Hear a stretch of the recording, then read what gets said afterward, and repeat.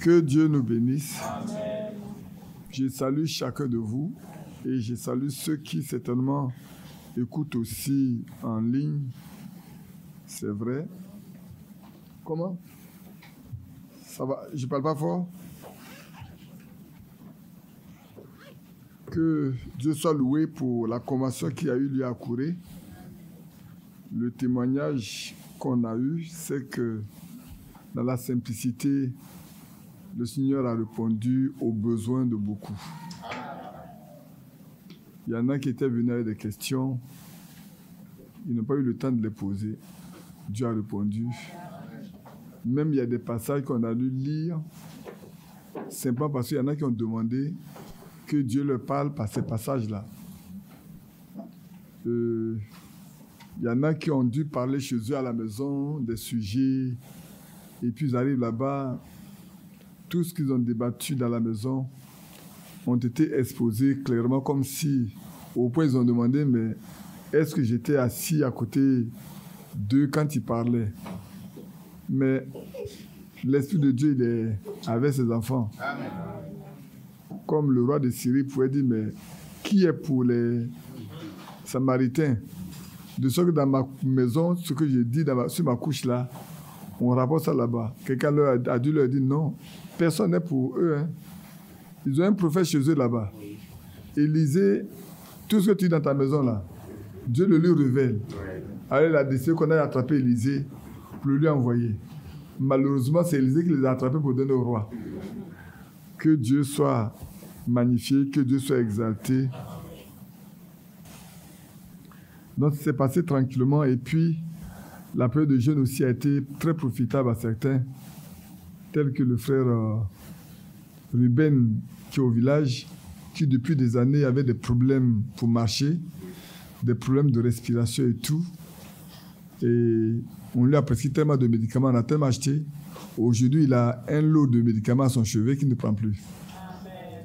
Dès qu'il a compris qu'il fallait profiter du moment et à la fois pour bénéficier de l'aspect spirituel, de l'aspect physique, il s'est mis à jeûner. Il a fait 3 jours de jeûne et vous avez vu que durant tout le temps de la préparation de la convention, il est resté debout. Il ne pouvait pas rester debout avant 1 heure de temps. Il est resté debout pendant toute la préparation de la convention, jusqu'au cours de la convention. Et même à la fin de la convention, il était encore debout. Et il était très content de voir que si on se consacre au Seigneur, vraiment Dieu pourvoit à tout ce qui nous est nécessaire. Amen. Que Dieu bénisse chacun de nous. Que Dieu fortifie chacun de nous. Ce qui est important, c'est que nous avons assez de foi pour marcher avec celui qui nous a appelés.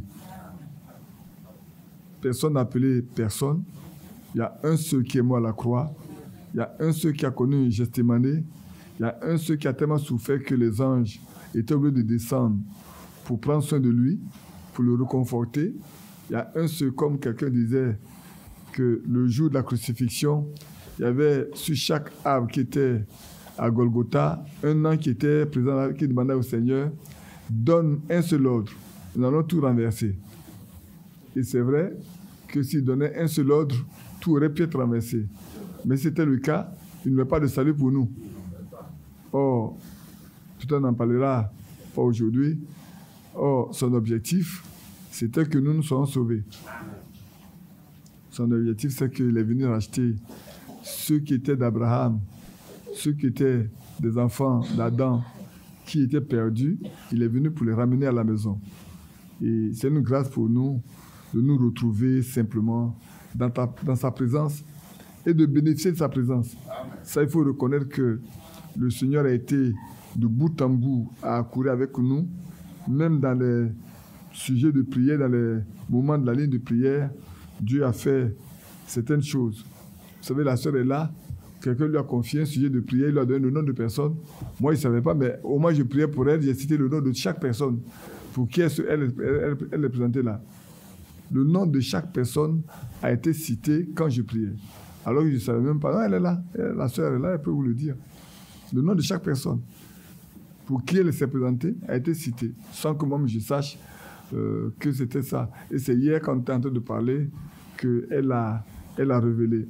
Mais pour nous montrer simplement que Dieu n'est pas forcément dans beaucoup de bruit. Il fait les choses comme il veut. Amen. Celui qui a des oreilles entend ce que les filles de Dieu disent. Celui qui a des yeux peut voir ce que Dieu fait. Celui qui est aveugle, il est aveugle. Celui qui est sourd, il est sourd. Celui qui est muet, il est muet.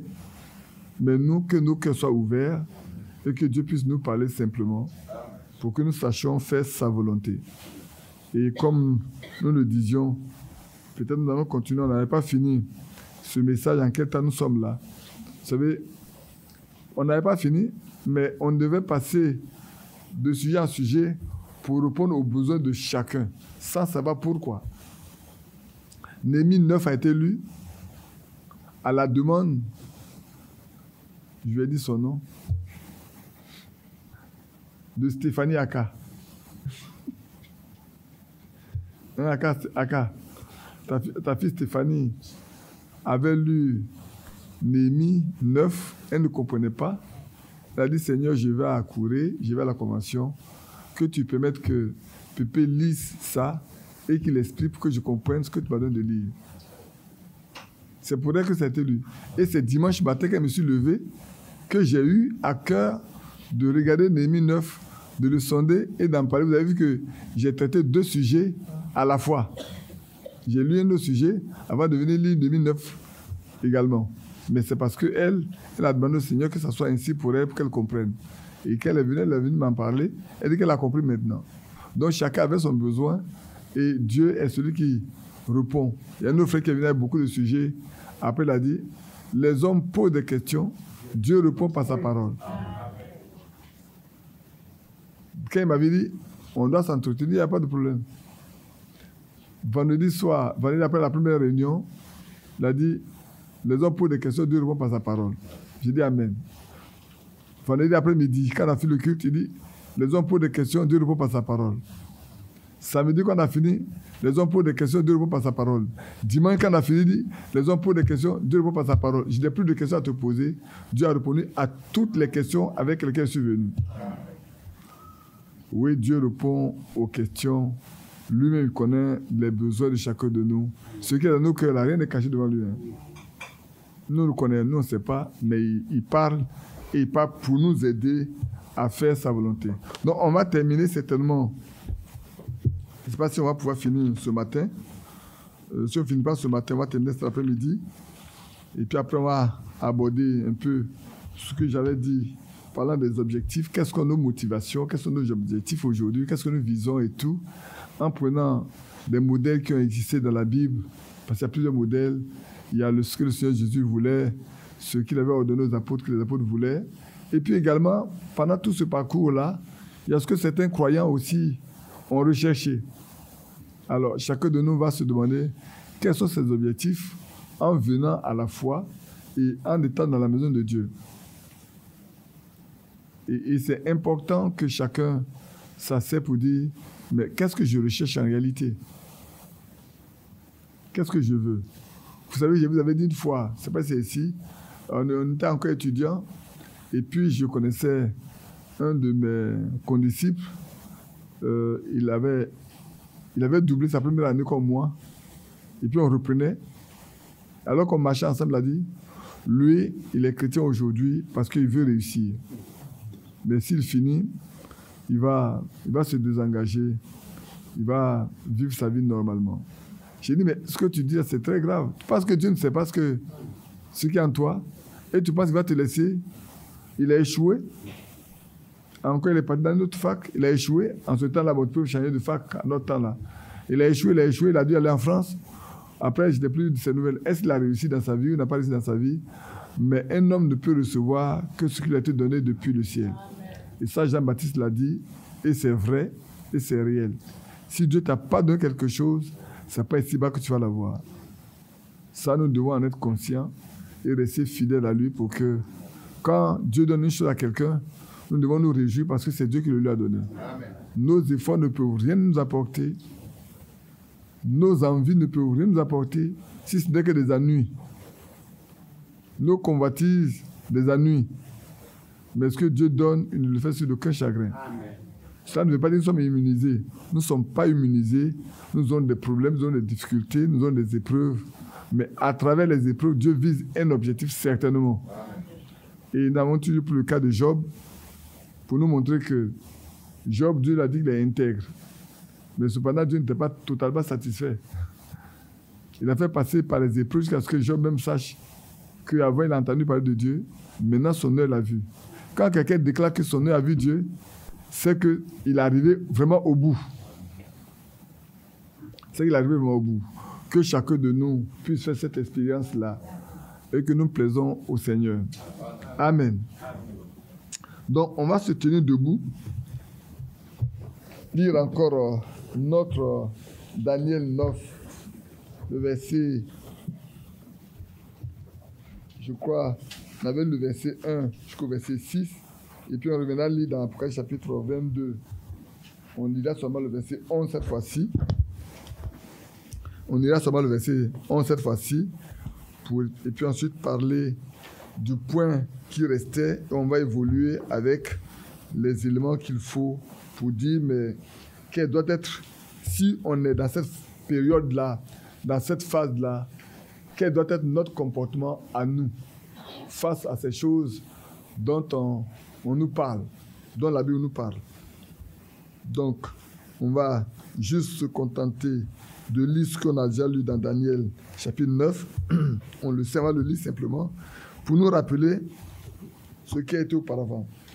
La première année de Darius, fils d'Assuérus, de la race des Mèdes, lequel était devenu roi du royaume des Chaldéens, la première année de son règne, moi, Daniel, je vis dans le livre qu'il devait s'écouler 70 ans pour les ruines de Jérusalem, d'après le nombre des années dont l'Éternel avait parlé à Jérémie le prophète. Je tournai ma face vers le Seigneur Dieu, afin de recourir à la prière et aux supplications en jeûnant et en prenant le sac et la cendre. Je priai l'Éternel mon Dieu, je lui fis cette confession. Seigneur Dieu, grand et redoutable, toi qui gardes ton alliance et qui fais miséricorde à ceux qui t'aiment et qui observent tes commandements, nous avons péché. Nous avons commis l'iniquité. Nous avons été méchants et rebelles. Nous nous sommes détournés de tes commandements et de tes ordonnances. Nous n'avons pas écouté tes serviteurs les prophètes qui ont parlé en ton nom à nos rois, à nos chefs, à nos pères et à tout le peuple du pays. Seigneur, bénis la lecture de sa parole. Alors que nous sommes réunis, nous avons besoin de ta présence pour nous instruire, pour nous parler, pour nous exhorter, pour nous reprendre, pour nous rassurer, pour nous orienter, afin que personne ne dévie et ne marche, Seigneur, à l'opposé de ta volonté. Donne-nous de nous aligner sur tout ce que tu as prévu pour notre vie. Ce matin encore, parle à nos cœurs. Guéris les malades, Seigneur notre Dieu. C'est comme des pécheurs perdus, sauvés par ta grâce, que nous venons à toi dans cette alliance en ton sang. Toi qui gardes ton alliance, Seigneur, garde également ton alliance envers nous. Et donc de demeurer dans cette alliance-là, que personne ne sorte de dessous ton sang, nous y restions pour être protégés, pour être gardés, pour être secourus, parce que tu secours vraiment ceux qui comptent sur toi, ô notre Dieu. Et que tous nos besoins qui sont dans nos cœurs que tu connais puissent trouver en toi une réponse favorable. Merci pour cet enfant qui a été consacré, qu'il soit à toi. Béni sois-tu pour tous les témoignages que nous avons, Seigneur, qui prouvent simplement que tu ne nous as pas oubliés, que tu ne nous as pas abandonnés. Ce matin encore, nous voyons simplement que, Père, c'est ta grâce. Et tu voudras encore parler à nos cœurs, en nous prouvant simplement que, Seigneur, nous sommes à toi. Oh, notre Dieu, notre Père, bénis-nous, bénis notre communion et envoie ton esprit pour nous oindre, afin de la même compréhension. Si une chose qui n'est pas de toi devait sortir, que tu fermes ma bouche. Si quelqu'un devait comprendre quelque chose de travers, que tu fermes également son cœur. Que ce qui est vrai lui soit révélé. Amen. Au nom de Jésus-Christ, nous te prions. Amen. Amen. On peut s'asseoir. Après, on ira voir l'autre partie. Donc, Quand on regarde Daniel, nous voyons bien que Daniel s'est tellement préoccupé de ce que Dieu a prévu pour son temps, pour son époque, que la Bible nous dit, voulant savoir qu'est-ce qui va se passer, il a tout abandonné pour recourir à la prière, pour recourir au jeûne, pour recourir à l'humiliation simplement devant Dieu, pour recourir aux supplications. Et il a confessé le péché de son peuple, son propre péché à lui, et tout ce que les parents ont fait, qui ont fait qu'ils ont dû être déportés loin de leur patrie. Quand Dieu a promis de donner cette terre-là à Abraham et à sa descendance. C'est trop haut, c'est trop bas? Bon, que Dieu vous bénisse. Donc, bien-aimés frères, il est important que chacun de nous, surtout dans le temps où nous sommes, vraiment, et c'est vrai que j'ai intitulé ça, en quel temps sommes-nous? C'est vrai que nous devons savoir en quel temps sommes-nous. J'aurais pu revenir sur tout ce que le Seigneur a dit concernant notre temps, notre époque, parlant de toutes ces vagues de guerre, de bruit de guerre, de catastrophes naturelles. Il n'y a rien qui est caché. Tout a été donné. Mais ce qui est encore pire, c'est pas pire. Ce qui est encore plus émouvant, plus grand, c'est ce que Dieu a promis pour ses enfants. Pour leur dire que quand cela arriverait, ils doivent retourner à la foi des apôtres. Je lisais une lettre circulaire comme un brochure, Frère Branham disait, il a pris la question, qu'est-ce que c'est le message? Il dit c'est le retour à la parole écrite. Donc le message là, c'est le retour à ce qui est écrit. Parce qu'auparavant, pendant ces 6 âges-là, nous avons vu comment la parole de Dieu avait été, dès le 2e âge, abandonnée complètement. Même déjà au temps de Paul, il y avait déjà des doctrines qui étaient en cours. Et Paul a combattu toutes ces doctrines étrangères.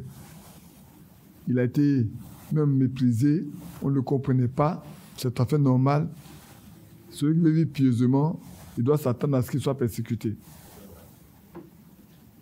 Et puis au 2e âge, au 3e âge, au 4e, au 5e, et au 6e, il y a eu une lueur pour nous, avec la réformation qui a commencé.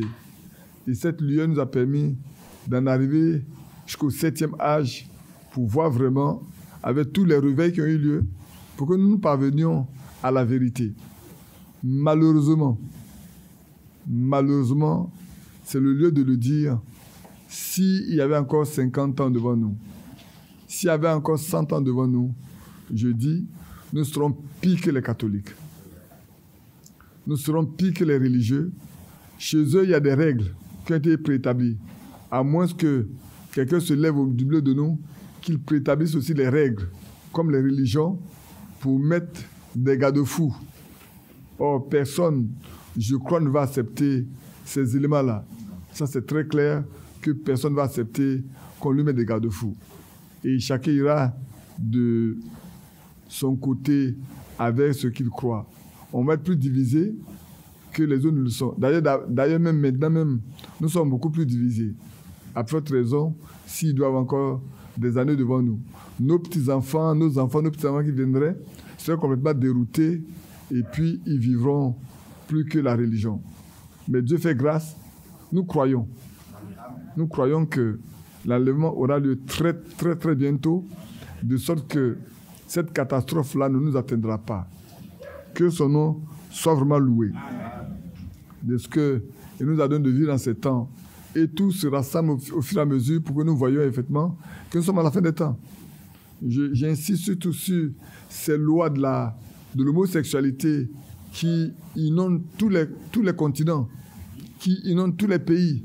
Aujourd'hui, un pays, une nation qui ne veut pas prendre des lois pour amener les gens à vivre une vie d'homosexualité, c'est une nation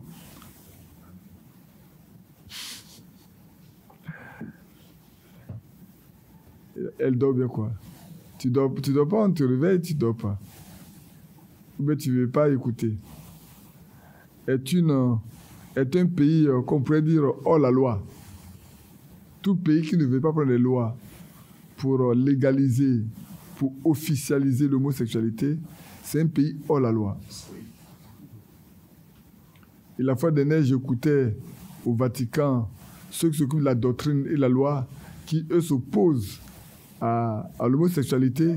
Ils ont pris des règles pour s'opposer à ça, alors que le pape, lui, il est pour l'homosexualité. Vous voyez combien de fois il y a une grande division entre la hiérarchie catholique elle-même. Mais ceux qui vont finir par gagner, ce sont ceux qui sont pour l'homosexualité. Parce que le Seigneur dit que ça va arriver ainsi. Au point où c'est nous qui sommes minoritaires. Avant, ils étaient minoritaires.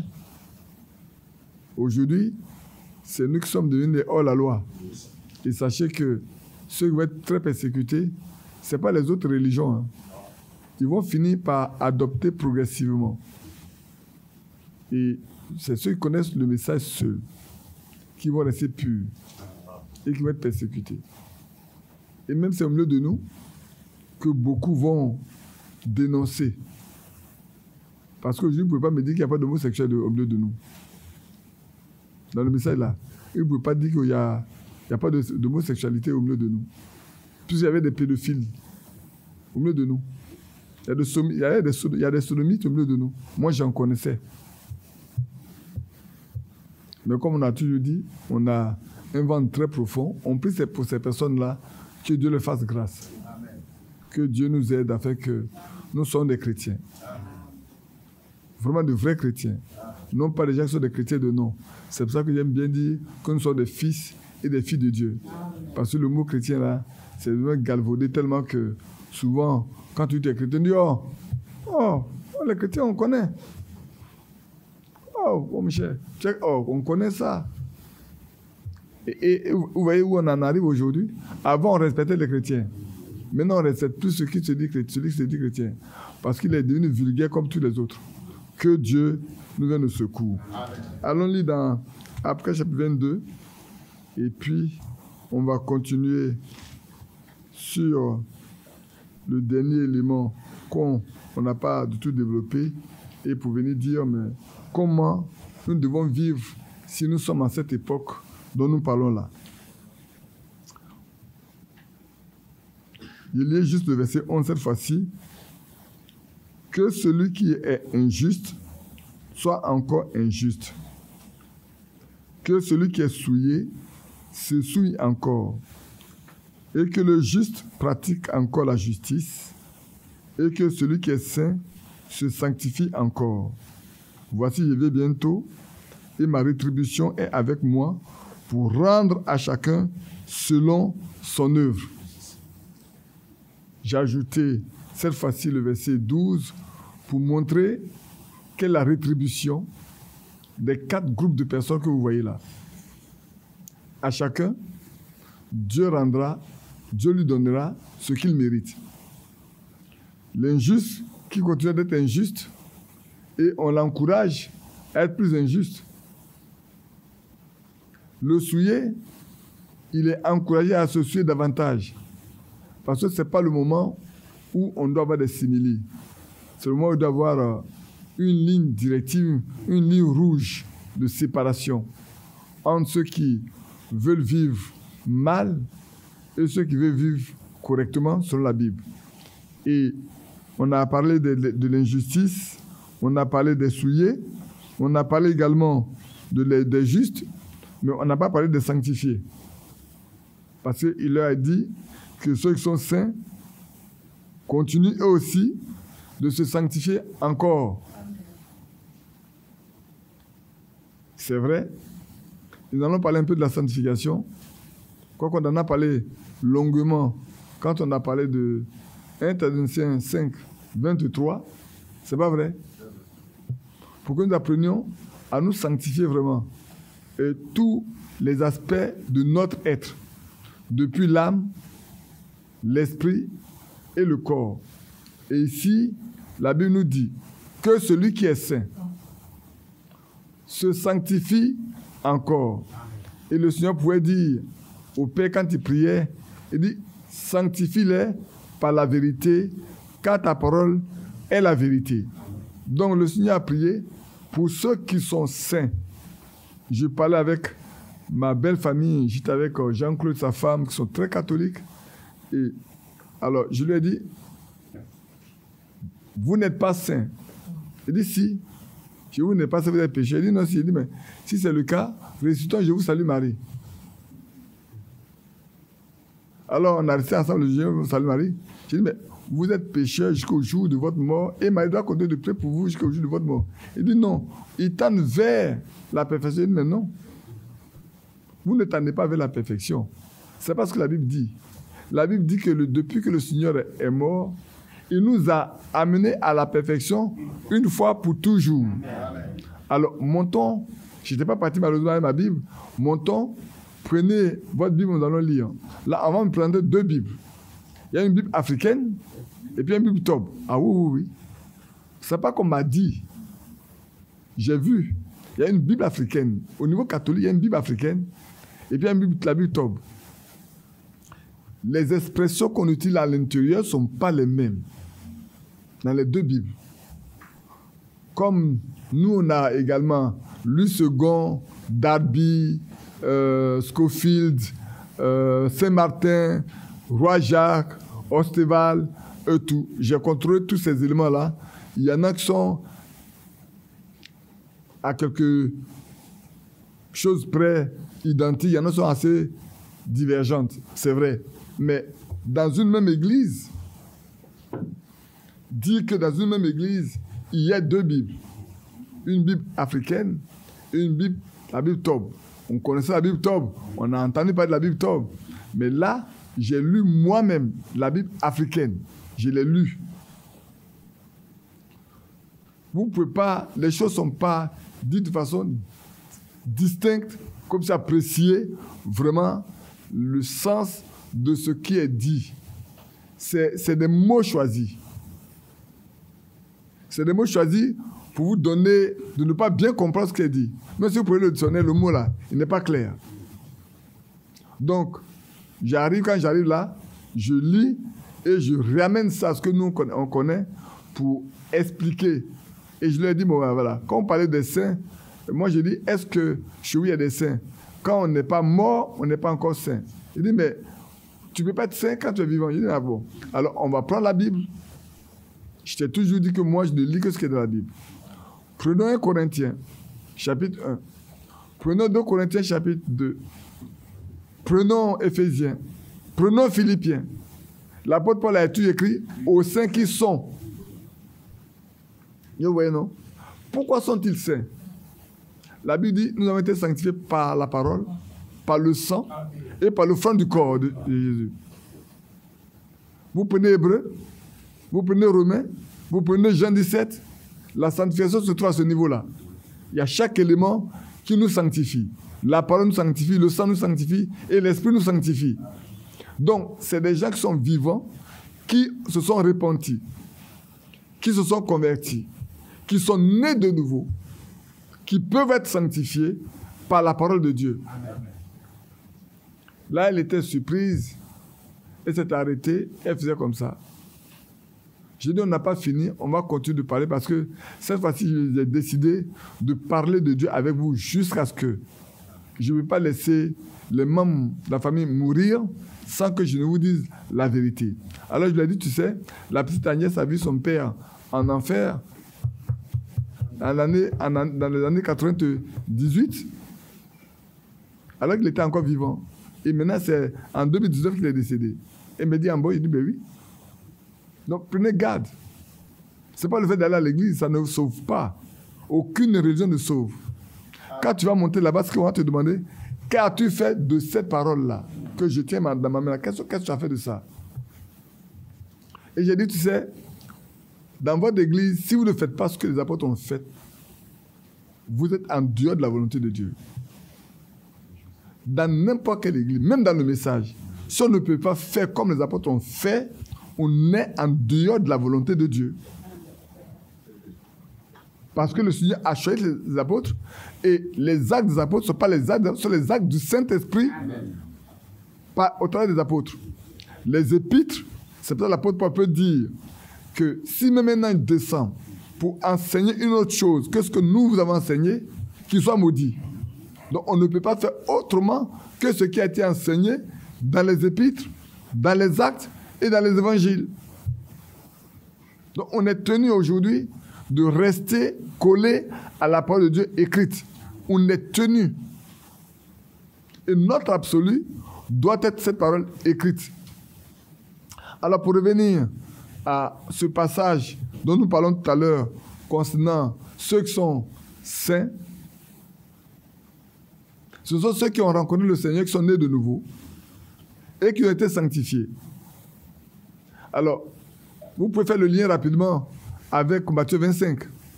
Je dis que quelqu'un va faire le lien, il va poser des questions. C'est possible, oui, parce que là, on a affaire à des vierges, à deux groupes de vierges. On ne peut pas être vierge si on compromet avec la parole de Dieu. Ne peut être vierge que si tu demeures dans la parole de Dieu. Parce que le Seigneur dans Jean 15 dit, Jean 15, oui, il a dit, vous êtes purs à cause de la parole que vous avez reçue, que je vous ai annoncée. Donc, personne ne peut être pur sans la parole. Personne. Si vous n'avez pas reçu la parole véritable, réelle, elle ne dort pas. Mais elle a un problème. C'est qu'elle a un problème. Laissez-la. Personne ne peut être pur s'il n'a pas reçu vraiment cette parole-là. C'est seulement ceux qui reçoivent la parole qui vient du ciel, qui vient du Seigneur, qui peut être purifié par cette parole-là. Et là, vous prenez, quand on parle des vierges folles, des vierges sages, comprenez qu'ils sont vierges. Ce ne sont pas des femmes adultères. Ce ne sont pas compromis. Mais la seule chose, ils n'ont pas d'huile dans leur lampe. Et c'est important de regarder. Donc, en revenant, je ne vais pas peut-être tout développer, mais je vais entrer dedans pour certaines choses qu'on peut lire. Bon, Jean 17, 17, vous le connaissez déjà. Je ne vais plus revenir là-dessus. On va lire dans 1 Pierre 15 et 16.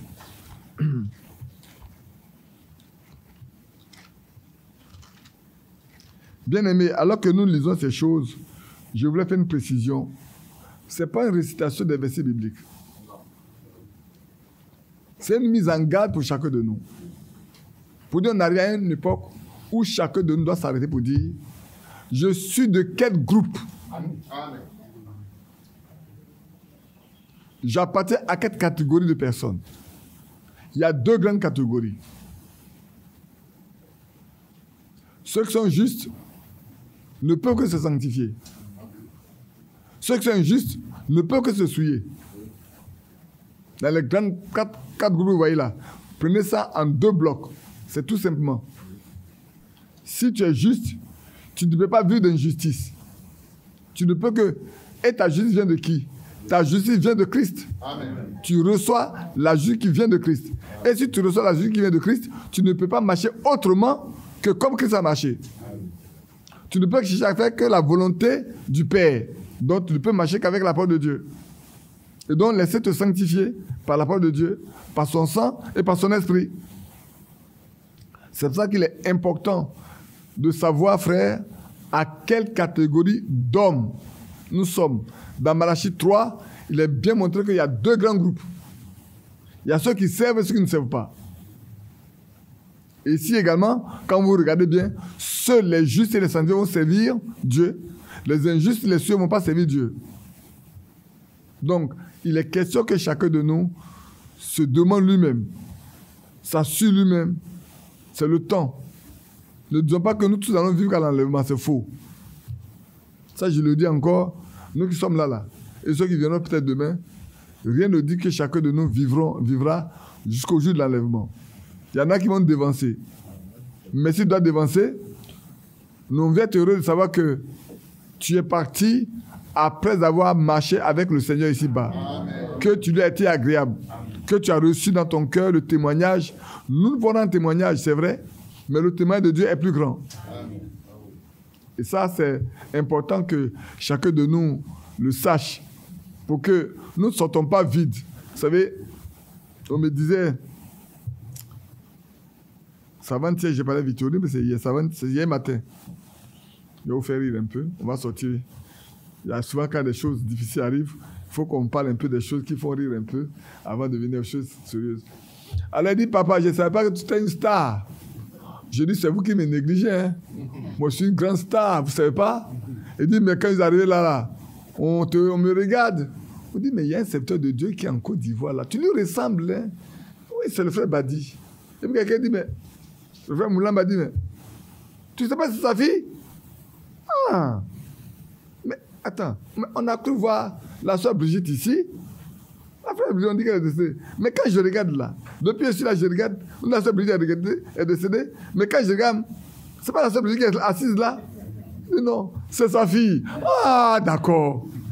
Alors chacun arrive, et frère Badi, il est là. Oui, frère Badi, il est là. Oh, mais pourquoi il n'est pas venu? Il nous manque, il doit être là. Je dis, tu as vu, non, je suis une star. C'est vous qui ne savez pas, je suis une star. Que Dieu vous bénisse. Elle a eu de très bonnes relations. Elle en a parlé certainement plus avec son mari qu'avec moi parce que là, nous, on reste entre parents, père et fille. Mais là-bas, c'est entre mari et femme. Donc, c'est plus développé là-bas que chez moi. Hein. Bon, la sœur Mireille nous écoute, que Dieu te bénisse. Je profite de l'occasion pour te dire merci également. Elle a acheté les 5 livres de choses de Shelton. Mais Vidéo m'a dit, mais elle lui a remis les 5 livres parce qu'elle a passé un après-midi, je crois vendredi ou samedi. Samedi avec eux. Et tout, elle est partie chez eux. Elles sont en banlieue. Ils sont venus la déposer à la maison. Et elle lui a remis les 5 livres qu'elle avait promis d'acheter. Elle dit, mais papa, les livres là pèsent, hein? Bon, donc on va lui envoyer de l'argent, comme ça, elle va payer son surpoids. Que Dieu bénisse notre sœur Mireille et son mari également. Parce qu'il était aussi au mariage de la fille de notre frère Jean-Marie Ndimba. Jean-Marie Ndimba, je le connais depuis 2015. Comme je le disais la fois dernière, ça a couru que je disais, oui, ça a couru. Quand ça a couru, je leur rappelais, là, la sœur Nicole n'était pas là, c'était la sœur Brigitte et puis la sœur Josée qui était là ce jour-là, où j'étais parti pour une mission de formation. C'était en 95. En octobre 95, où j'étais parti pour une mission, ils m'ont demandé de prêcher, j'ai refusé de prêcher. Après, je suis parti à Pantin, je suis resté pour faire ma mission. Quand j'ai fini, je suis revenu à la maison, voir Jean-Marie pour voir le lundi prendre l'avion pour venir. Et puis là, samedi matin, dimanche matin, on t'a attaqué, elle m'a dit, mais frère, j'ai dit, je sais ce que tu vas me demander, c'est pas la peine de te fatiguer. Tu veux me demander de prêcher, non? On va aller, je vais parler. Et puis, j'ai d'aller. Ils avaient jusqu'à 2 heures de temps ou 3 heures. Moi, j'ai prêché pendant 45 minutes seulement. Et puis à la fin, je leur ai dit, maintenant, là, vous êtes très unis. Vous êtes en paix. Mais sachez, il y a quelqu'un au milieu de vous qui, après mon départ, va vous troubler. Vous avez beaucoup de problèmes. Et puis, j'ai arrêté. Je me suis... Et puis, le frère me dit, mais frère, on a encore beaucoup de temps. J'ai dit, moi, j'ai fini de dire ce que j'ai à dire. C'est fini. Je n'ai plus rien d'autre à ajouter. Et après mon départ, 3 mois après, la personne était au milieu d'eux. Bam, ça a éclaté. Ça fait qu'ils se sont éclatés. Il y en a qui sont partis, il y en a qui étaient troublés, il y en a qui étaient choqués de ce qui s'est passé parce qu'il y avait un frère qui était au milieu d'eux, qui couchait avec une sœur dans la maison même du frère. Et plus tard, c'est devenu tellement compliqué et tout. Bon, bref, mais ils avaient été prévenus. Oh, peut-être certainement quand j'ai parlé comme ça, ils n'ont pas compris. Mais quand ça arrivait, ils se sont dit, mais attends, il nous a prévenus, on n'a pas pris garde. Et donc, on en a parlé, on a ri un peu. Et puis, on a continué de parler d'autres choses. Donc, ici, je reviens à dire, frères et sœurs, je le répète, ce n'est pas pour réciter les versets bibliques.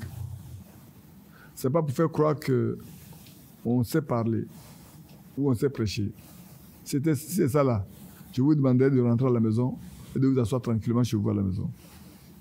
Mais ce dont nous parlons, c'est des choses qui doivent nous aider individuellement et collectivement, également pour nous aider les uns les autres, pour nous soutenir les uns les autres, afin que nous parvenions à la perfection comme le Seigneur l'a déjà fait. Ici, quand on parle d'être sanctifié, on en parlera il faut que chacun de nous se rende compte que c'est un objectif à atteindre.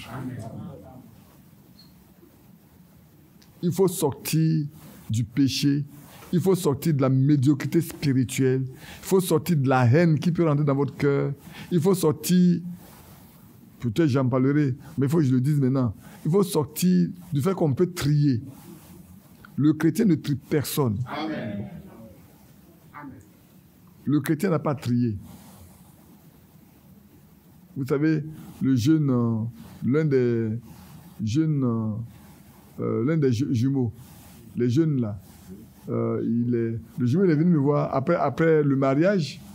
Il m'a demandé si il pouvait venir. Il dit non, nous on va pas faire le culte à Abidjan le dimanche, on va le faire à Corée. Il n'a pas pu venir, mais le lundi il est venu me voir ici. Il dit je te vois parce qu'il y a des choses qu'on ne comprend pas et on voudrait que tu parles, tu nous dises. Je lui ai dit, je ne dis rien à personne, si ce n'est que le jour où Dieu me donnera la possibilité de parler à la chair. Donc personne ne recevra rien du tout en dehors de ce lieu. Si Dieu ne veut pas que je parle, ça reste dans mon ventre, je mourrai avec. Et puis il m'a dit, on a dit que ceux qui viennent ici là, c'est parce que tu leur donnes du travail. Et que s'ils quittent, ils ne vont plus avoir leur travail. Je dis bon, je vais te poser une question.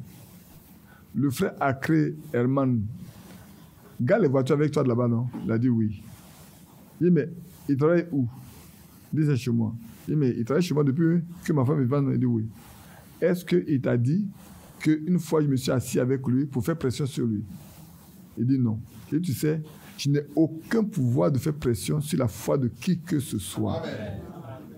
La foi n'a rien à voir avec le travail. Amen. Et les païens qui travaillent alors, on va aussi les chasser? Non. On est arrivé à un stade où, frère, on raconte des choses qui ne sont pas la vérité. C'est des contes-vérités.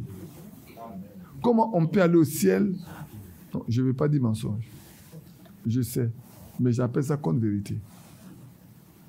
Je parle à un haut niveau de français.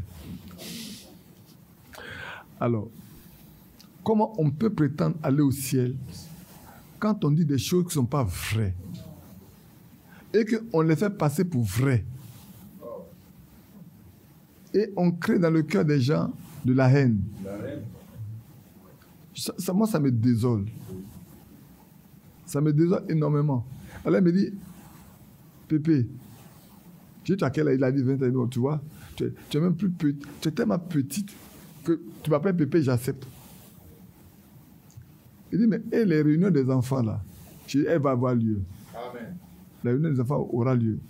Quand on va finir le préau que tu as vu là, quand ça sera fini, on va certainement le faire peut-être dans le mois de décembre à la Pâque. Comme Yapi ne va pas faire de convention à la Pâque, qui va faire sa veillée au 31. On va le faire peut-être à la maison, veillée Pâque encore, à la période de Noël. La période de Noël, on va organiser, eux, ils vont venir assister. Et puis il dit, Pépé, il faut venir. Mais si tu cries sur nous là, nous, ça nous arrange. Parce qu'actuellement là, nous sommes au laisser-aller. Je vous dis devant Dieu ce que ce jeune homme a dit ici où le frère l'a dit assis, c'est là il est assis. Qui était là? Voilà. Il était là. Il dit, nous sommes au laisser-aller. Mais si tu viens crier sur nous, nous les jeunes là, hein, franchement, nous les jeunes là, il faut venir crier sur nous. Il faut venir nous équilibrer. Donc, pour venir à notre sujet, frère, je le dis pour que chacun de nous se rende compte que c'est le temps où Dieu veut que ses enfants soient à lui. Amen. Et à lui seul. Amen. Que ses enfants marchent comme lui veut, non pas comme les hommes le veulent. Sinon, frère, notre foi aurait été vaine. Nos efforts auraient été inutiles. Nos réunions n'auraient servi à rien du tout. À rien du tout. Je vous en supplie, je vous en conjure devant le Seigneur, prenons garde. Plions nos genoux, comme je dis à quelqu'un, frère ne veut pas venir me parler, si tu n'as pas plié tes genoux jusqu'à ce que Dieu te parle. Parce qu'on est arrivé au stade où on doit laisser Dieu parler. Si Dieu n'a pas parlé, taisons-nous. Donc, quand on revient dans ce passage de Apocalypse chapitre 1 là, Apocalypse chapitre 22, il est clair, frère, que c'est le temps. Si c'est le temps où Dieu sépare, sachons que c'est le temps où nous avons le discernement de savoir où nous sommes. Je parlais avec quelqu'un qui a dit, j'ai écouté également ça. Matin, ça dit, je ne permets pas à quelqu'un de venir s'asseoir chez moi pour pas de frère Badi, parce que c'est un serviteur de Dieu. Je sais que c'est un vrai serviteur de Dieu. J'ai ri, j'ai dit, on peut être serviteur de Dieu un matin, et puis on est un serviteur du diable le soir. Est-ce que ça peut être vrai? Bref, si je l'ai été hier, je ne le serai qu'à ma mort. Si je ne l'ai jamais été, je ne le serai jamais. Mais je dis aux gens que le même esprit qui a fait qu'en telle année là, tu as eu ça là, souviens-toi, c'est le même esprit qui me conduit. Alors je parlais, je peux le dire, je parlais avec une soeur hier, j'ai dit, tu sais, en telle année, le petit Joseph de Mathias, il était tellement malade, il est né, il est malade au Burkina, on ne pouvait rien faire. 7 médecins sont passés, on ne trouvait pas de veine pour placer, comment on appelle ça, comment vous appelez, la perfusion. Point du tout. J'étais assis là où tu es assis là, frère, quand il m'a appelé. Et moi-même, j'étais malade. Et puis, habituellement, c'est comme ça que ça se passe à la maison, j'étais malade, puis il m'a appelé. Il dit, papa, en tout cas, ton petit-fils, ça ne va pas du tout. J'ai dit, qu'est-ce que tu as en main? Il donne une poche. J'ai dit, tu n'as pas étudié? Il dit, non. J'ai dit, bon, je vais prier, et puis tu vas lui imposer ça. On va trouver sa veine.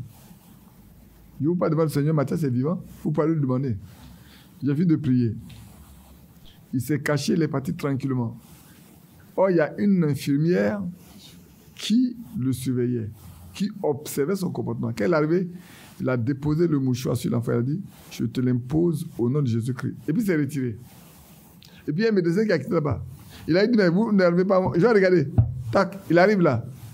C'est sorti comme ça. Il a mis l'aiguille dedans. Et la femme, il dit, monsieur, qu'est-ce que vous avez fait? Viens. Il dit, non, j'ai appelé mon papa qui est en Côte d'Ivoire pour prier la paix pour moi. C'est vrai que je suis venu imposer. Donc la femme a observé. Et d'après le témoignage de Mathias en ce temps-là, à moins que je me trompe, et là, la femme a commencé à s'intéresser aux choses de Dieu. Parce qu'elle a vu la main de Dieu. Bien-aimés, que Dieu nous aide à être tous sages, à être sobres. On en parlera tout à l'heure. Être sobre. C'est important. On est dans quelle époque? On est à quel moment? Dans quelles conditions sommes-nous? Donc, revenons dans 1 Pierre 1. Dans 1 Pierre chapitre 1, le verset 15 et le verset 16, que vous connaissez bien. Puisque celui qui vous a appelé est saint, vous aussi, regardez bien le mot, hein. C'est vrai que quand on lit la Bible, là, pour ceux qui comprennent le français, j'aime bien les linguistes, ils font attention à chaque mot. Puisque celui qui vous a appelé est saint, vous aussi, soyez saints dans toute votre conduite. C'est-à-dire, dans tout ce que vous posez comme acte, cela doit être empreint de sainteté. Tout acte que vous posez, toute parole que vous sortez de votre bouche là, vous devez savoir que c'est Dieu qui vous a conduit à parler. Et que vous n'avez rien dit qui puisse être nuisible. Parce que la Bible dit, nos paroles doivent être assaisonnées de sel. Nous devons être des gens qui consolent. Des gens qui ont le ministère de la réconciliation. Donc, nous devons être saints. Dans toute notre conduite, il n'y a pas un seul élément qui doit venir ternir l'acte que nous posons. Quand tu poses un acte, ça doit être dans le but de plaire à Dieu. Non pas pour de plaire aux hommes, mais de plaire à Dieu. Et d'accomplir pleinement la volonté. Notre Dieu est un Dieu saint. Ça veut dire, puisque celui qui vous a appelé est saint. Qui vous a appelé? C'est Christ. Et Christ dit, personne ne peut venir à moi, à moins que le Père ne l'attire premièrement. Amen. Donc, c'est le Père qui nous attire à lui. Or, le Père, il est saint. Et quand on regarde dans Ésaïe 6, il dit, le séraphin dit, Saint, Saint, Saint l'Éternel des armées. Quelqu'un me dit, mais est-ce que Dieu est 3 fois saint? Un frère dit, mais il est un Dieu éternel, un Dieu saint éternel. Il dit, mais c'est normal. Il est Dieu. Et il n'a jamais commis de péché. Donc c'est tout à fait normal qu'on dit qu'il est éternellement saint. Mais ici, les séraphins nous disent, il est saint 3 fois. C'est quelque chose de parfait. Sans sa nature, c'est la sainteté. Il n'y a pas de souillé en lui. Donc celui qui vient en lui ne peut pas être souillé. Celui qui est en Christ ne peut pas être souillé. Il ne peut être saint. C'est pour ça que je dis toujours, quand quelqu'un a connu Christ et qu'il est né de nouveau et qu'il a mis sa vie en ordre, il n'est plus un pécheur. Amen. C'est un saint. C'est un saint homme. C'est un saint homme. De sorte que tous les actes qu'il doit poser doivent refléter la nature de Dieu. Amen. Si ce n'est pas le cas, alors nous avons... Ce n'est pas lui que nous avons rencontré. Et quelqu'un me dit une chose que peut-être je vais revenir là-dessus, mais je le dis maintenant, bien-aimés frères et sœurs. Vous savez, souvent, les gens viennent au milieu de nous, ils nous observent. Ils peuvent même prendre le baptême, mais ils nous observent. Ils veulent voir si nous faisons comme dans la religion, ou si nous sommes vraiment différents, comme nous le prétendons. Apprenons, tout à l'heure, il dit à ne pas trier. Faisons attention. Soyons humbles. Soyons simples. D'une simplicité telle que vous déroutez les gens. Votre simplicité doit dérouter les gens. Je dis une chose, pas parce que c'est moi, mais je le dis. Voilà Achille qui est là. Quand la première fois, il a envoyé les gens pour faire le château chez moi à la maison, là, les ouvriers qui s'étaient partis, ils ont travaillé pour plusieurs personnalités dans ce pays. Et puis, ils étaient là quand ils allaient les trouver. Puis, on a bavardé ensemble, on a causé, on a ri, et puis, il dit, ah bon, puis, il les a laissés. Et puis, Achille leur disait, voilà le patron de la maison. Il dit, mais tu nous racontes des histoires. C'est le patron de la maison, ça. Il dit, mais c'est le patron de la maison, c'est mon papa. Il dit, nous raconte des histoires. Il dit, mais pourquoi? Il dit, mais nous, on est partis travailler pour des gens, on ne les a jamais vus. Ils ne sont jamais venus nous saluer, ni même donner à boire, ni manger. Et tu dis que ce qu'on voit là, c'est le propriétaire là, ça. Non. Tu te trompes. C'est quand, au moment de venir, il a dit, Achille, toi, tu viens avec moi, tu les laisses partir. C'est en ce moment qu'ils ont su qu'il était vraiment le propriétaire de la maison. Mais ça sert à quoi d'être difficile, d'être compliqué? Ça rapporte quoi? Ça ne rapporte rien. Bien au contraire, vous gagnez des gens à être simples, qu'être compliqué. Quand vous êtes compliqué, vous repoussez les gens. Quand vous êtes simple, les gens peuvent vous aborder et vous poser leurs problèmes. Maintenant, s'ils ont d'autres préoccupations ou d'autres idées, là, c'est autre chose. Mais sinon, apprenons à être simples. Même quand nous voyageons, si nous trouvons des gens qui sont dans le car, pour parler comme ça, qu'on ne connaît pas, mais approchons, parlons avec eux. Et souvent, vous avez dans certains milieux, ceux qui se connaissent se mettent ensemble. Ceux qui se connaissent se mettent ensemble. Donc, on se met par affinité. Alors qu'on est croyant, on est censé être tous frères. Alors, la personne qui arrive pour la première fois, qui n'a pas encore d'affinité, elle va se retrouver seule. C'est faux? Alors, évitons ça. Amen. Ça, je vous demande d'éviter ça.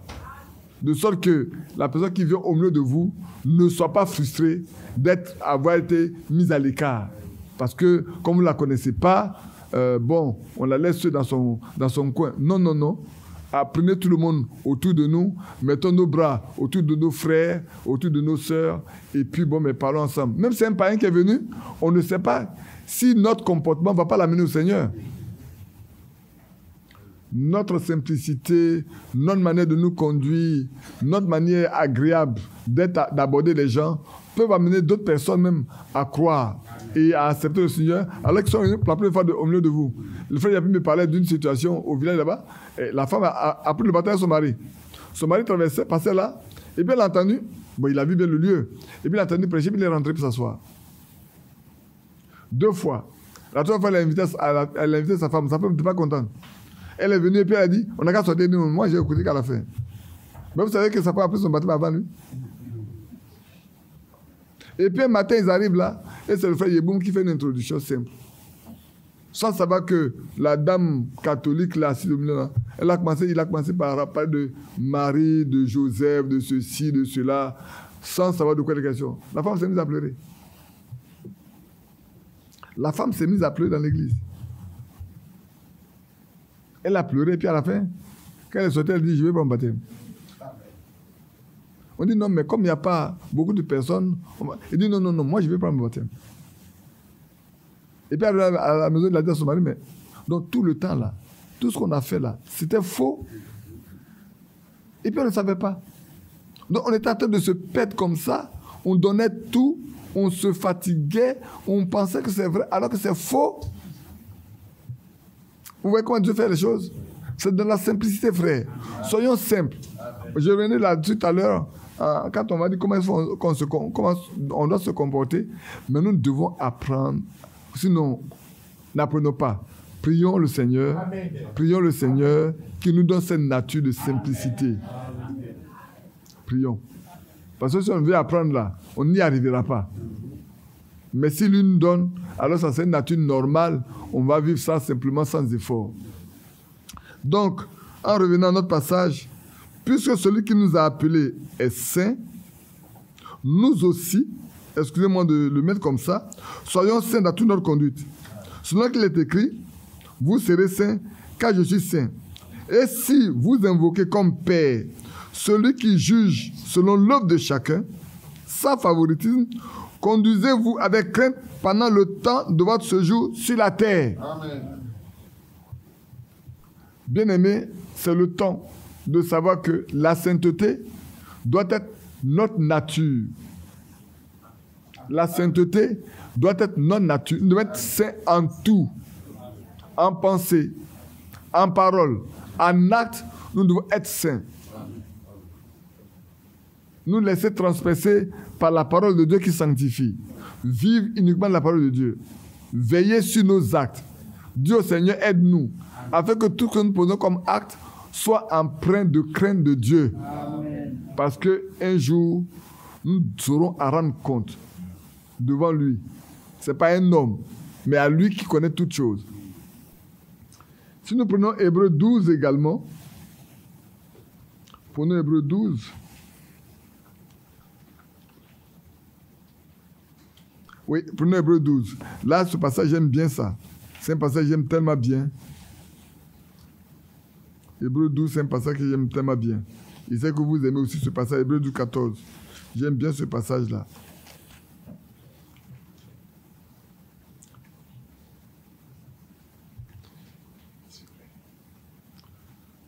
Ici, dans cette traduction que j'ai, il dit, recherchez la paix et la sanctification sans laquelle personne ne verra le Seigneur. Quand vous prenez Darby, et puis il y a un autre passage, je ne sais pas si je l'ai noté ici, il a dit, poursuivez la paix. Poursuivez la paix et la sainteté sans laquelle personne ne verra le Seigneur. Alors, entre rechercher la paix et poursuivre la paix, je préfère le mot poursuivre la paix. Vous savez pourquoi? Parce que si tu cherches la paix, tu as un effort à faire pour la trouver. Si tu poursuis la paix, c'est qu'elle est déjà en toi et tu dois continuer avec elle. C'est pour ça que quand on va lire dans Matthieu 5, c'est pour ça que je dis j'aime bien ce passage-là. Alors dans Matthieu 5, vous allez voir pourquoi je dis ceci. C'est pour ça que j'aime bien travailler avec plusieurs Bibles à la fois pour mieux appréhender les choses. Le verset 9. Heureux ceux qui procurent la paix, car ils seront appelés fils de Dieu. Comment peux-tu procurer la paix quand tu ne l'as pas? Si tu ne l'as pas, tu ne peux pas. C'est seulement ceux qui sont fils de Dieu qui peuvent procurer la paix. Alors, tous les fils de Dieu qui procurent la paix, vous avez la paix, ça veut dire, quand on dit de poursuivre, ça veut dire, continuez avec la paix. Continuez d'apporter la paix à ceux qui en ont besoin. Et continuez de vous sanctifier. Parce que si vous arrêtez de vous sanctifier, vous ne verrez pas le Seigneur. Aussi longtemps que cela dépend de vous, soyez en paix avec tous les hommes. Si ça dépend de vous seulement là, frère, soyez en paix avec tous les hommes. Maintenant, si vous avez fait ce que vous devez faire, que les autres ne veulent pas écouter, ce n'est pas votre faute à vous.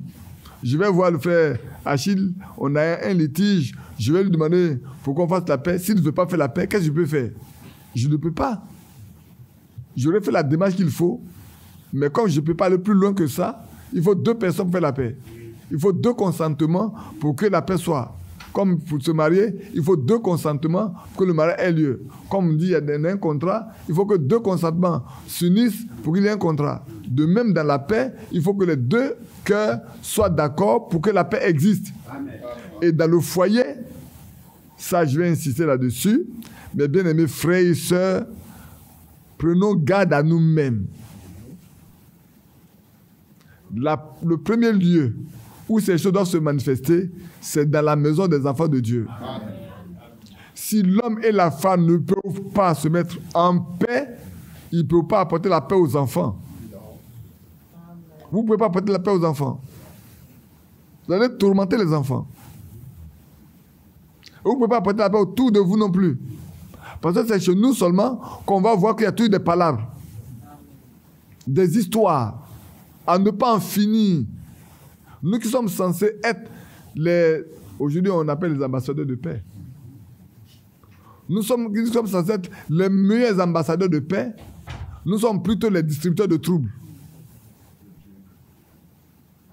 Alors qu'est-ce que vous voulez que les gens copient sur nous?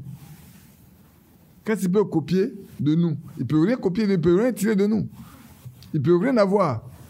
Et mes soeurs de Kaya, vous n'avez pas oublié, que Dieu vous bénisse. Hier, j'ai parlé aussi avant-hier, j'ai parlé aussi avec elle longtemps et sur beaucoup de sujets. Mais c'est... Bientôt, elle a fini, bientôt ses vacances, elle va rentrer. La sœur Véronique, elle va laisser encore... c'est jusqu'au 5. Le 5 n'est pas loin. Hein. Le 5, c'est quand? C'est dimanche. Hein? C'est ce dimanche-là. L'autre dimanche, oui, c'est l'autre dimanche. Il y a la semaine après ça, c'est l'autre dimanche. Elle n'a qu'une semaine à faire. Il ne reste plus rien. Il ne faut pas chercher. Moi, j'ai un examen le 7, donc je connais bien. Moi, j'ai un examen le mardi 7, donc je connais bien. Il y a juste cette semaine qui arrive là. On est dans la semaine. À la fin de la semaine, tu tombes le mardi. Mardi, c'est le 6. Lundi, c'est le 7. Bon. Donc, globalement, on sait... l'autre arrive le 31. Mardi. Mardi prochain, le ciel arrive. Donc... frère, revenez un peu en arrière. Sachons, frère, que ici, ce que nous lisons là est important. Ne peut procurer la paix que celui qui a la paix. Tu ne peux pas donner à quelqu'un ce que tu n'as pas. Et c'est important que chacun de nous ait en sa possession, en son cœur, la vraie paix que donne l'évangile de paix. Christ est notre paix. C'est écrit. Si Christ est ta paix, c'est qu'il ne peut qu'habiter en toi. Et s'il habite en toi, alors tu peux donner cette paix-là. Tu peux l'apporter à celui qui n'a pas la paix. Frère, c'est important. Poursuivez la paix et la sainteté sans laquelle nous ne verrons pas le Seigneur. Si on n'a pas la paix, on ne peut pas poursuivre la sainteté. Parce que Christ est notre paix. C'est celui qui nous sanctifie. Il est écrit dans Hébreu, non? Celui qui sanctifie. Et ceux qui sont sanctifiés sont issus d'un même, d'un seul. C'est pour ça que, quand on a lu dans Apocalypse chapitre 22, verset 1, on dit que ceux qui sont saints se sanctifient davantage. C'est que déjà, leur nature là, c'est ça. Ils ne peuvent pas laisser quelque chose de souillé venir les toucher. Donc leur préoccupation, c'est de demeurer toujours saints. Et leur préoccupation, c'est de toujours marcher dans la sainteté. C'est pour ça que c'est écrit, ceux qui sont saints, qui poursuivent, qui continuent de se sanctifier. Mais si quelqu'un n'est pas saint, comment ils peuvent se sanctifier? C'est important pour moi d'insister là-dessus. Pour savoir, demain qu'on a parlé des injustes, on n'a pas des souillés, on n'a pas des justes, on parle des saints. Oui, soyons saints dans toute notre conduite. Soyons vraiment saints. comme celui qui nous a appelés est saint, nous aussi, nous devons montrer à tous les hommes que celui qui nous a appelés là, voilà sa nature, et nous avons sa nature à nous. De sorte que, frères, nous sommes parfaits de bonne odeur. Nous sommes parfaits de mort pour ceux qui doivent mourir, imparfaits de vie pour ceux qui doivent vivre. Je dis à quelqu'un, vous savez, l'évangile là, il a 2 caractères. Ne pensez pas que quand vous allez annoncer l'évangile, tout le monde va accepter et croire. Il y en a pour qui l'évangile que vous annoncez est un témoignage pour leur condamnation. Il y en a pour qui c'est pour leur vie. C'est la puissance de Dieu pour ceux qui croient. Par contre, pour les autres, ça va les amener à la mort. Parce qu'ils vont devenir tellement incrédules et qu'ils vont finir par rejeter même cet évangile qui devait leur apporter la paix. C'est pour ça que vous pouvez parler à 2 personnes. Une va accepter, l'autre va rejeter. Vous pouvez parler à 3 personnes. Peut-être une seule va accepter, les 2 autres vont rejeter. Tout à l'heure, je vous parlais de cette femme-là qui était catholique. Et puis du coup, c'est elle qui prend son baptême avant son mari. C'est comme le frère Zo Jean. Sa femme a pris son baptême avant lui. Pourtant, c'est lui que je partais voir à l'école de gendarmerie. Et c'est avec lui que je parlais parce qu'il avait des problèmes de Dieu. Et tous ces problèmes, je partais prier. Mais pour finir, lui, c'est après la guerre qu'il était en prison qu'il a pris son baptême. Parce qu'il a vu ce que Dieu a fait dans sa vie. Il serait mort en cette période de trouble, il serait mort. Mais Dieu l'a sauvé. Et quand sa femme a vu que Dieu est vrai, alors son mari était en prison, lui, il a pris son baptême. Elle a pris son baptême tranquillement. Pour montrer. Et elle est là aujourd'hui, elle vient tranquillement, elle sait Dieu. C'est important que nous, frères, nous sachions vraiment en quelle époque nous vivons et quelle est notre position dans cette époque-là. Tout à l'heure, on verra bien comment devons-nous conduire dans cette situation. Donc, pour continuer un peu, faites le lien avec Matthieu 25 pour voir comment ceux qui sont saints doivent se conduire, doivent marcher. Et vous allez vous rendre compte qu'il y a 2 grands groupes. Soyons dans le groupe des sages. Ne disons pas que nous avons le message et que c'est suffisant. Nous avons la parole de Dieu et que c'est suffisant. Dieu fait beaucoup de choses au milieu de nous, c'est suffisant. Ce n'est pas suffisant du tout. Ce qui est suffisant, c'est notre propre relation avec lui. Quand le témoignage est rendu, alors on peut se reposer. Mais aussi longtemps on n'a pas le témoignage de lui, nous devons continuer jusqu'à ce que, comme Enoch, nous recevons le témoignage de notre Dieu. C'est vrai. Bien aimé, c'est vrai. Recevons le témoignage des frères et des sœurs. C'est beau. C'est encourageant. C'est encourageant. Hein? Hein? C'est encourageant de dire, ah, ça, cette sœur-là, elle marche bien. Elle est convertie. C'est bon. Oh, ce frère-là, vraiment, c'est un vrai frère. C'est un brave frère. Quand je vois sa conduite, ça m'encourage moi-même aussi à aller de l'avant. C'est bon. Parce que nous devons être des modèles les uns pour les autres. Nous sommes des modèles. Nous devons être des modèles. Et vous qui êtes à gauche, même si je ne regarde pas bien souvent à gauche, mais vous qui êtes à gauche, vous qui êtes à droite, vous qui êtes devant moi, sachez bien que nous devons être des modèles. Notre modèle doit commencer par notre famille. Notre modèle là, ça doit commencer par notre famille. Dans la famille, ne disons pas que nos parents ne sont pas chrétiens, alors nous allons fuir les parents. Un jour, quelqu'un dit, mais si tu fuis tes parents, qui va leur parler de Dieu? Dieu t'a fait le privilège d'être converti dans la maison, mais demain dans la maison, quelle que soit la persécution, si tu veux fuir la persécution, c'est ne pas encore croyant. La persécution, c'est pour les croyants. Donc, si tu es converti et que tu connais le Seigneur, que tu veux vivre de sainteté qu'on te persécute, réjouis-toi. Mais demeure pour qu'ils voient tes œuvres. C'est au vu de tes œuvres qui feront la différence entre les autres et toi. Il y a des familles dans lesquelles, quand tu es converti, les parents ne sont pas d'accord avec toi, hein, mais ils observent tes comportements et puis ceux des autres. Pour finir, on dit, vous ne voyez pas votre frère là, comment lui se conduit? Vous ne pouvez pas faire comme lui? Vous ne voyez pas votre soeur là, comment elle se conduit? Vous ne pouvez pas faire comme lui? Vous nous envoyez des problèmes chaque jour. Lui, nous envoie des problèmes. Mais ils ne sont pas d'accord avec toi. Hein. Mais quand tu n'es pas là, vous ne voyez pas comment il se conduit? Toujours vous envoie des problèmes, vous envoie des problèmes à la maison. Lui, là, est-ce que depuis qu'il est parti là où il va là, est-ce qu'il envoie des problèmes à la maison? Non. Ils apprécient, mais ce n'est pas d'accord avec vous. Donc, notre premier témoignage là doit commencer dans notre maison. Amen. Souvenez-vous de cet homme-là et de cette femme qui a chanté. Jésus doit-il porter sa croix tout seul. Si elle ne vit pas une vie chrétienne normale, sainte, comment son mari peut-il rendre témoignage d'être dehors?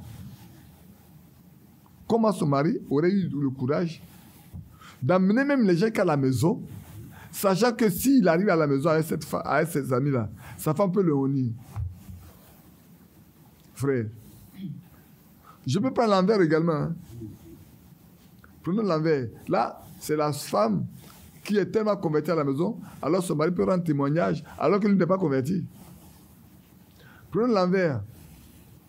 Comment notre femme pourra tirer un témoignage de nous dehors, si même elle n'est pas convertie? Si à la maison, si d'autres femmes viennent, elle envoie ses camarades à la maison, et elle va être honnie par le comportement que tu as adopté. Comment elle peut rendre témoignage à la maison? Elle ne peut pas. Elle ne peut pas rendre témoignage dehors. Mais si elle est convaincue que, quelles que soient les circonstances, son mari là, il est tellement converti que lui, c'est la vie de la parole de Dieu qui va manifester son comportement, quel que soit ce qui va arriver, mais il va avoir le courage d'envoyer les gens, même les impies à la maison. Parce que son mari ne va pas la honir dans le témoignage. Et c'est le temps, frère. Si nous voulons plaire à Dieu, nous avons besoin d'avoir aussi le témoignage des hommes. Ça, c'est clair. Si les hommes ne peuvent pas rendre un bon témoignage de nous, ce n'est pas Dieu qui va rendre un bon témoignage de nous. Alors, cette femme, je rappelle ça pour ceux qui ne savent pas, elle est convertie, son mari n'est pas converti, mais elle est tellement sainte dans tous ses actes que son mari a dit, les gens parlaient, dit, oh, maintenant on ne peut pas trouver des croyants, des chrétiens dans le monde, là, tout est corrompu. C'est vrai, je vous ai dit, je n'aime pas tout le mot chrétien parce que tout est corrompu. Ils ont dit, non, non, non, lui, chez lui à la maison, il a une chrétienne. Il dit, non, non, non, non. Il ne peut pas accepter qu'on parle comme ça. Chez lui à la maison, il a une chrétienne. Alors, son mari sait que qui est sa femme, quelle nature a sa femme, quel caractère a sa femme. Non, il n'a pas eu peur de dire, chez moi, à la maison, moi, j'ai une chrétienne. Oh, c'est tellement beau. Hein? C'est un défi qu'il lance à ceux qui sont dehors, qui disent qu'on ne peut pas trouver des chrétiens. Elle dit, moi, en cette époque-là, même vous parlez là, moi, j'ai une. Peut-être qu'elles ne sont pas nombreuses, hein? Mais au moins dans tout ce qui existe là, moi, j'ai une chez moi. J'ai une perle chez moi. Amen. Vous comprenez, non? J'ai une perle qu'on ne trouve pas là. Moi, j'ai une perle à la maison. Vous voulez voir? Venez chez moi, j'ai une perle. Allons-y, moi voir. Oh, quel défi. Lancez le défi aux gens que tu as une perle à la maison. Il faut que tu aies une vraie perle. Hein. Frères, soyons des perles pour nos épouses. Femmes, soyez des perles pour vos époux. Afin Dieu là, votre témoignage soit pur. Et quand ça arrive à la maison, on n'a rien à redire. Quand c'est comme ça là, frère, la porte est ouverte pour vous, tranquillement dans le ciel. Ah, les jeunes, les grands gaillards viennent à la maison et ils demandent des œufs au plat. Ah, la femme a ciré bien son plancher tranquillement. Et puis elle vient servir le matin de bonne heure, vous savez bien. La femme a beaucoup de choses à faire et les gens arrivent là, ils réclament un petit déjeuner copieux. Elle prend ses œufs, elle prend ses assiettes, elle fait tout et patatran, lui jette tout au visage. Elle ne s'est même pas préparée. Vous voyez pas comment c'est honteux de dire à l'homme que sa femme ne s'est pas préparée? Et elle ne se plaint pas pour dire à son mari, qu'est-ce que tu m'envoies ici? Elle dit, mais dites-moi, comment vous voulez que je fasse ça pour vous? Ce que j'ai fait ne vous plaît pas. Dites-moi comment vous voulez que je fasse ça pour vous. Elle n'a pas regardé ses accès qui sont cassés. C'est l'homme qui a acheté. S'il envoie des gens qui ont cassé, ça c'est son problème à lui. Et puis elle a parti prendre sa serpillère, son balai pour nettoyer ça. En chantant ce Jésus doit porter sa croix tout seul. Il y a une croix pour elle. Et pour chaque croyant, une croix. Elle va porter cette croix-là jusqu'à ce que l'enlèvement arrive. Elle va porter une couronne. Mais maintenant, elle doit porter une croix. Il n'y a pas de courant maintenant. Mais maintenant, là, c'est nous croire. Amen. Alors, qu'est-ce qui va se passer? Devant une telle situation, qui peut parler? La perle, là. Ils ont entendu parler de la perle. Maintenant, eux-mêmes, ils ont vu la perle. Ils ont vu le fruit de la perle. Mais qu'est-ce qu'on peut faire? Ah, donc, on peut avoir des croyants comme ça. Aujourd'hui, ce qu'elle a là, je veux aussi. Amen. Ce qu'il a là, je veux aussi. Voilà. Sans prêcher, sans avoir pris sa Bible, aller, comme on voit les femmes dans la rue avec un microphone là, et puis on commence à prêcher. Jésus vous aime. Et au lieu de s'occuper du foyer, on s'occupe du foyer. On est dans la rue, avec pantalon, avec bouche rouge.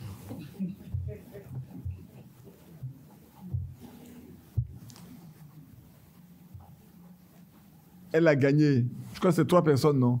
Elle a gagné 3 personnes tranquilles, en moins d'1 heure de prédication. En moins d'1 heure de prédication. Je me demande si ça a fait 1 seconde de prédication. Mais là, elle a amené 3 personnes au Seigneur.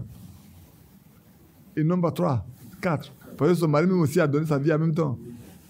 Attends, toi tu envoies des amis à la maison, et ils se convertissent, et puis toi tu as laissé encore la même chose. Tout le temps, tu as vu la chose, tu as apprécié, tu as mangé comme une sœur. Elle est là ce matin, la voleuse de fruits là. C'est pas là ce matin? Elle n'est pas là. Elle n'est pas là ce matin. Alors elle disait en son que il y avait beaucoup de champs et moi j'avais aussi mon champ à moi. Mais dans mon champ il y avait des arbres et les arbres là ont poussé, ont grandi, ont produit des fruits. Et les gens, c'est chez moi, ils viennent voler les fruits pour les manger. Chacun vient, il se cache, il va voler les fruits pour les manger. Et puis elle se dit, qu'est-ce que les gens vont... Elles sont allées voler pour manger. Quand elle est partie voler pour manger, c'est sucré comme ça. Elle dit, je comprends pourquoi les gens vont voler pour manger. Donc désormais, elle va te voler pour manger. Mais je dis ceci pour faire rire un peu, pour vous revenir. Frère, comment tu peux avoir un arbre de bons fruits chez toi? Tous les jours, tu mets le fruit et tu vas attendre que les autres viennent et ils prennent le fruit, ils mangent une seule fois, avec des désirs de fruits, et puis toi, tu as resté. Non, c'est pas possible. On va te dire que vraiment, tu n'es pas destiné à ça. Et à moins d'une minute ou de 3 minutes, de 4 minutes, elle a ramené 4 bons gaillards à Jésus-Christ. Frères, soyons saints dans toute notre conduite. Poursuivons la paix et recherchons la sanctification sans laquelle nul ne verra le Seigneur. Personne ne peut voir le Seigneur s'il n'est pas saint. Et c'est important. Et ne peut procurer la paix que celui qui a la paix. Amen. Et Christ est notre paix. Comme c'est écrit dans je crois que c'est dans l'Éphésiens ou dans Philippiens, Christ est notre paix. Et c'est important que nous sachions effectivement, frères, que c'est le temps où chacun de nous doit avoir en lui, comme j'en ai parlé la fois dernière, la paix totale et entière dans son cœur, dans sa maison, dans son foyer, et procurer la paix à sa famille. Procurer la paix à sa famille. C'est important, frère. Ne jouons pas. Ne nous réunissons pas pour faire comme dans la religion, on vient, on écoute, et puis on chante, on danse, et puis on sort. Et puis quand on sort dans sa affaire, on va vivre comme on veut. On s'en vit comme on veut. C'est que Dieu n'a pas parlé. Dieu ne peut pas parler, puis tu as vu. Il y a 2 choses. Quand Dieu parle, c'est 2 jumeaux. On dit c'est un jumeau, non, mais c'est 2 jumeaux. C'est un jumeau. C'est 2. Il y a un qui va comme Ésaü, il y a l'autre qui va comme Jacob. Il y a toujours un jumeau. Pourquoi on a vu 2 jumeaux, alors que le jumeau veut dire 2. Il y a un qui va à gauche, il y a un qui va à droite. Il y a un qui va à gauche, mais nous prenons ce qui suit Christ. Amen. J'insiste, je reste là-dessus volontairement. Le frère Yapi me disait la fois dernière, tu as dit, vendredi soir là, c'est jeudi soir. Il a prêché, il a dit il faut introduire la réunion. Il a parlé, il a dit, Yapi, tu as été dur aujourd'hui. Hein. Et puis Méné me dit, Mais toi là-haut, tu dis, mais il était dur. Mais toi, tu as pris un gros marteau avec de grosses pointes, tu as frappé jusqu'à le clou et rentré même. Tu n'as même pas laissé un endroit pour voir le clou, tu as nivelé tout. Entre moi qui a été dur, c'est toi qui a été dur. Donc, il faut frapper jusqu'à ce que toute la pointe rentre et qu'on ne voit même pas le clou, là, on ne le voit pas. Tout doit rentrer, niveler, pénétrer, et c'est ce qu'on essaie de faire. J'insiste, je reste dessus. Ce n'est pas qu'il n'y a pas de verset, mais je veux, frère, que nous comprenions que c'est le temps où Dieu fait le tri. Amen. Si c'est le temps, nous ne devons pas rester dehors. Nous ne devons pas rester dehors. Nous devons rester à l'intérieur, là où Dieu lui-même place ceux qui lui appartiennent. Vous savez, quand on dit le Seigneur adopté, autrefois, chez les nobles, chez les rois, les enfants qui sont nés de la maison sont placés sous les prescripteurs qui les éduquent, qui les élèvent, qui les enseignent, qui lui apprennent beaucoup de choses, jusqu'à ce que l'enfant grandisse. Et on se rend compte que cet enfant-là, il est mûr pour gérer le bien de la famille, alors on l'adopte publiquement. Et on lui confie la gestion des biens de la maison. Mais l'enfant, s'il reste toujours un enfant, quel que soit son âge, on ne lui confiera rien du tout. Et nous également, frères, c'est le temps où nous devons mûrir pour que Dieu montre, Dieu voit exactement que nous sommes mûrs, on peut nous confier des responsabilités dans sa maison. Et cela ne va là que si sa nature en nous, que sa vie domine en nous. C'est peut-être l'apôtre Paul pourrait dire, si je vis, c'est plus moi qui vis, c'est Christ qui vit en moi. Que cela ne soit pas seulement pour Paul, que ce soit pour chacun de nous. On doit être capable, frère, de dire ce que Paul a vécu, c'est une expérience chrétienne. On doit pouvoir le dire. Moi aussi, si je vis, c'est pas moi qui vis, c'est Christ qui vit sa vie en moi. Ça doit être pour chacun de nous. Depuis notre maison jusqu'aux enfants, dehors, on doit savoir ce que c'est Christ qui vit sa vie en nous. Et c'est important. Alors, on va lire un autre passage dans Jean chapitre 15. On va lire dans Jean chapitre 15. Je crois que j'ai déjà cité, mais je le lis quand même pour vous. Jean chapitre 15.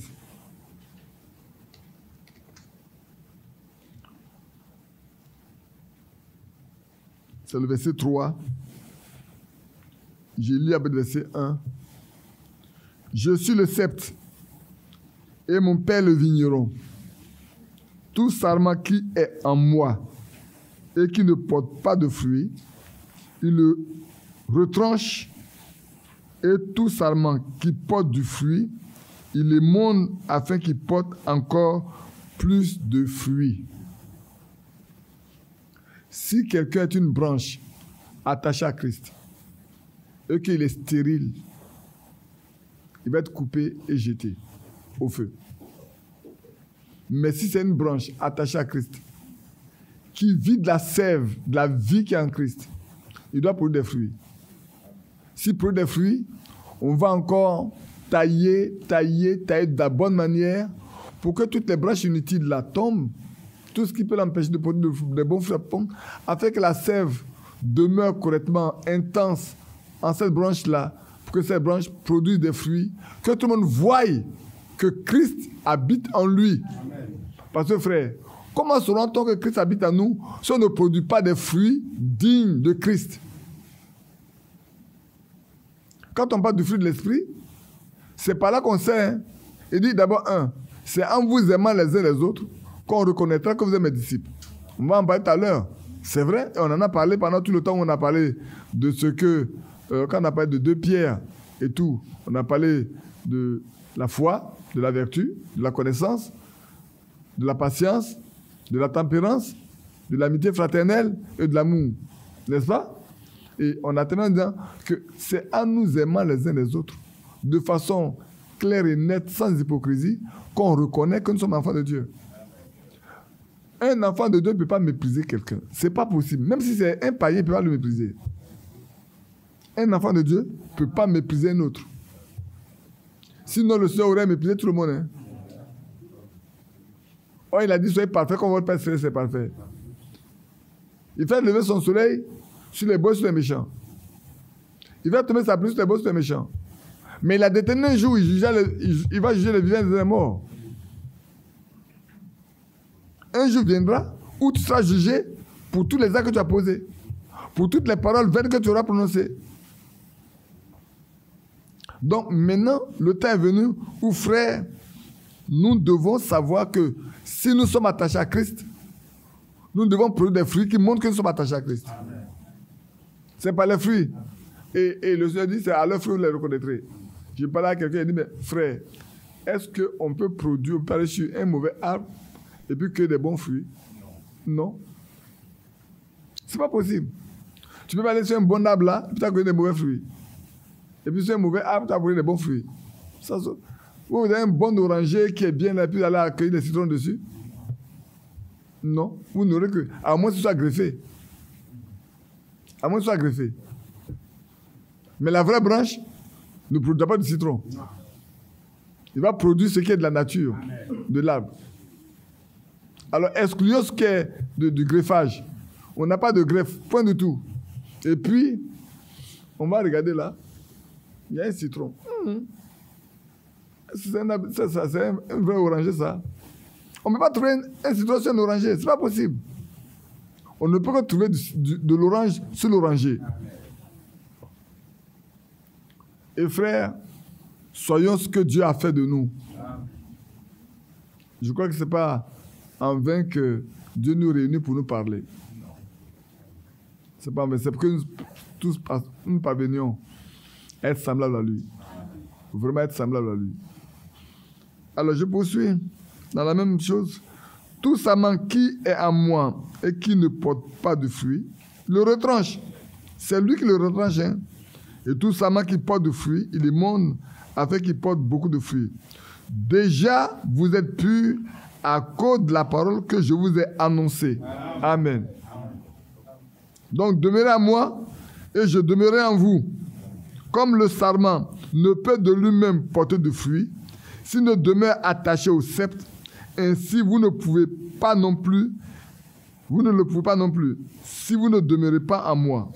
Je suis le sceptre, vous êtes les sarments, ceux qui demeurent en moi et en qui je demeure portent beaucoup de fruits. Amen. Car sans moi, vous ne pouvez rien faire. Que Dieu soit loué. Amen. Que Dieu nous bénisse. Bien-aimés, c'est important de savoir que c'est le temps. Que ce qui est écrit dans Apocalypse chapitre 22, le verset 11 là, chacun de nous puisse expérimenter ce qui est bon. Pas les premières catégories, pas les deux premières catégories, mais les deux dernières catégories, les justes et les saints, doivent être la nature que nous avons en nous. Amen. Ce que nous sommes en réalité. Le reste, nous devons sortir de là. En liaison avec ce qui est écrit dans Malachie chapitre 3, où il a dit, ceux qui craignent l'Éternel se parlent l'un à l'autre. Et alors un livre de souvenir est ouvert. Et on a écrit cela devant lui. Et c'est vrai qu'il en soit ainsi pour chacun de nous. C'est important. Aujourd'hui, au stade où nous sommes parvenus là, frères, où beaucoup, il y a beaucoup de vies qui se font autour de nous. Hein. Ça, quand vous regardez, il y a beaucoup de vies qui se font autour de nous. Ouais, tout à l'heure, hier, on m'a appelé, Savantier m'a appelé, le frère Christophe est très malade, on m'a prié pour lui, tout à l'heure. Le frère Christophe est très malade, vraiment malade. J'en ai parlé un peu avec les soeurs hier. Il est vraiment malade. Il faut qu'on prie pour lui pour que le Seigneur intervienne et le relève. Le frère Lambert aussi, je l'ai appelé ce matin. Il dit également qu'il avait le rendez-vous, le gars n'a pas respecté le rendez-vous, mais quand il s'abaisse, il se rend compte qu'il a un corps étranger dans son corps. Et puis j'ai prié avec lui, j'ai dit, bon, mais on va continuer de prier aussi avec lui. Ouais, le temps avance et beaucoup de situations arrivent à ces braves frères qui, pendant des années, je n'ai pas entendu parler de souffrance de ces personnes. Et du coup, en cette année 2021, les choses vont trop vite. Pour ne pas dire trop vite même. Prions, persévérons et crions au Seigneur afin que la grâce nous soit accordée et que ces frères vivent au milieu de nous et que nous puissions encore bénéficier de leur largesse spirituelle. C'est important. C'est important. Si nous autres, on a pu être équilibrés ici, c'est parce que ces personnes sont restées pendant longtemps équilibrées. C'est vrai qu'on n'a toujours pas été d'accord avec eux dans beaucoup de points, mais ils ont été quand même pour nous des points de repère et on a marché avec eux jusqu'à ce jour. Que Dieu nous bénisse. Amen. Donc, si vous prenez le même point, vous pouvez le lire avec Apocalypse chapitre 20 pour voir que ceux qui sont saints et qui ne pourront pas être enlevés pourront venir au millénium tranquillement s'ils passent par la grande tribulation. Mais ils doivent passer par la mort. C'est certainement ce que vous pouvez lire dans Apocalypse chapitre 22. Non, après chapitre 12, verset 7, le reste de la postérité de la femme, que le diable n'a pas pu prendre la postérité de la femme, mais le reste là, qui voulait détruire, qui va certainement mourir avec les 144 000 juifs. Ensuite, à l'heure de rentrer dans le millénium, la Bible dit, il revient à la vie, il rentre dans le millénium. Ils n'ont pas ce grand privilège de goûter au festin des noces, d'être là.